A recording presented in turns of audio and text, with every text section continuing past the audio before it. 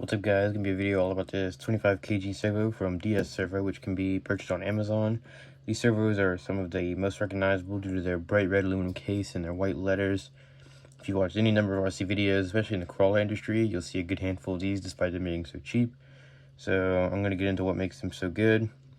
And starting with the specs, this thing can take anywhere from 0.8 to 6.8 volts DC, as you can see posted on the side of the case. And all the numbers I'm about to tell you are according to the Amazon listing, which seem to be recorded at the max of 6.8 volts.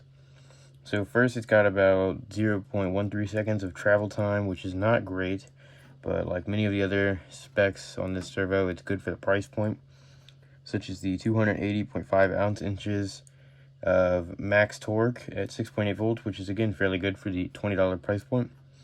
It also comes with a 25 tooth aluminum servo horn included, but I actually threw mine away because I'm just using the TRX4 one that came in the kit. And on the note of the Amazon listings, you'll notice they're all listed by like different people, like Animos, or I think another one's like Zosk or Zsk or something, which you can see in the pictures. They all say DS Servo on the side. They're all the same servo. They came from the same place, same factory, but they're just listed by different people. You can usually find better deals the more you look, but it's usually only like a $1 or $2 price difference. It's a typical 1/10 scale size servo with the standard 4-hole mounting system and a 3-wire into the JST connector for your receiver. It uses kind of that castle color scheme on the wires, with the yellow being signal, red being power, and brown being ground. As far as recommending the servo goes, I would recommend this one, but I would also recommend getting the blue one by DS Servo, which is the 35 kg servo, which is only about $10 more. But it can take 7.4 volts, which is a much more standard voltage. If you have the Hollywing 1080 ESC and you ever looked at the settings in it, you know your only two options for BEC voltage are 6.0 volts and 7.4.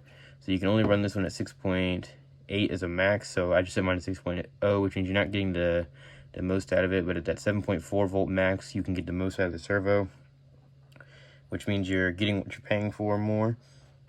And it is advertised as waterproof, and as far as I can tell, that's pretty true, because I mean, if you see my videos, you know I dunk that thing and turn it into a submarine all the time.